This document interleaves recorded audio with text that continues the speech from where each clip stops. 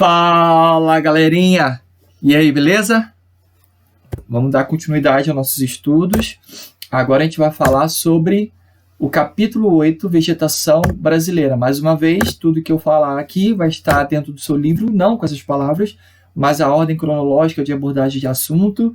E acrescentei também, sempre acrescento algumas informações. Então é interessante que vocês anotem tudo que vocês julgarem importante. Vamos lá, falar sobre as vegetações. Cada tipo de vegetação no Brasil ela é formada pelos seguintes fatores. Umidade. Como assim umidade? Claro, gente, a disponibilidade de água vai favorecer a formação de específicas coberturas vegetais, tá ok?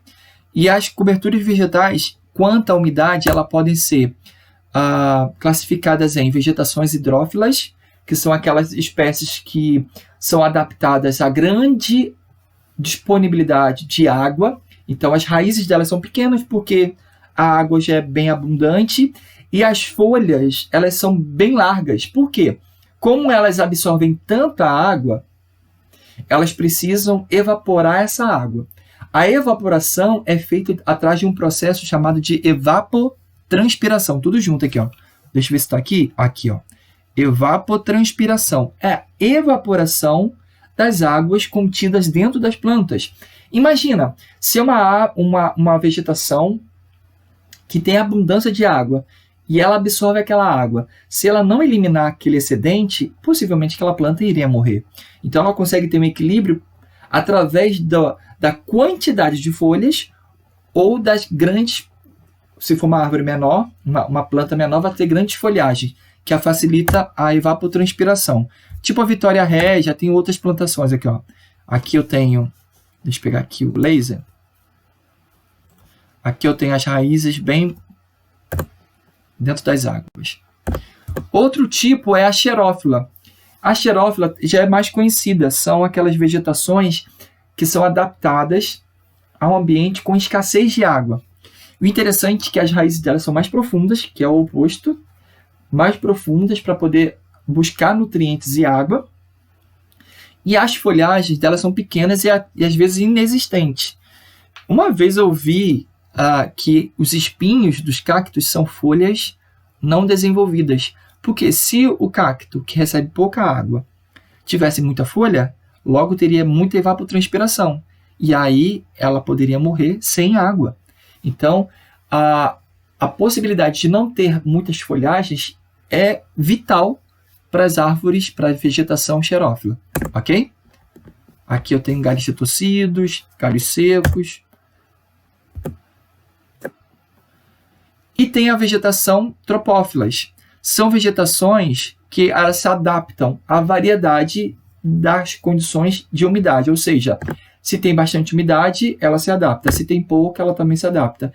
Esse tipo de vegetação é muito comum no Cerrado brasileiro. Tá? Tropófilas. Tropófilas, isso, tá certo.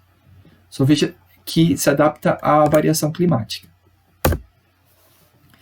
Outros fatores quanto à formação vegetal são temperatura.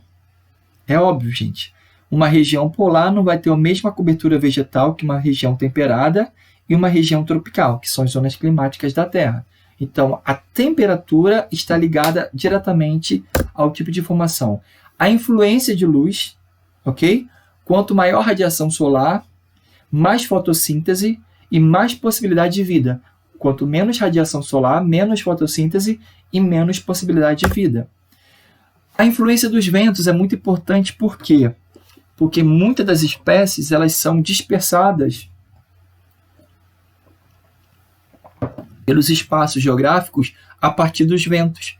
E muitas espécies elas se originam a partir do cruzamento do pólen, que faz com que aquelas plantas elas produzam seus frutos. Então, é biologia, tá? Salvo engano, acho que é assim. Então, os ventos são muito importantes para poder distribuir as vegetações pelos espaços geográficos e também muito importante porque o vento dispersa todos os poluentes atmosféricos e os poluentes atmosféricos são inimigos da vegetação. E o solo? Por que o solo? Gente, simples. Se um solo é fértil, ele tende a ter mais vegetação. Se um solo é infértil, ele tende a ter menos vegetação.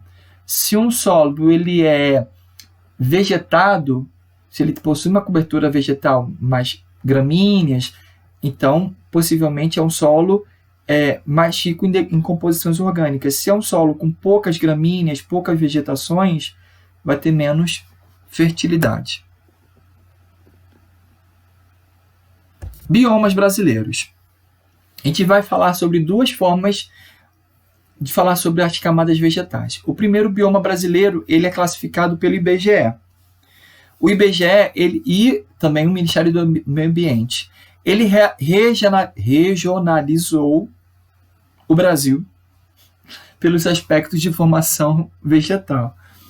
Então, aqui eu tenho a regionalização, compondo a Amazônia, Caatinga, Cerrado, Pantanal, Mata Atlântica e Pampas.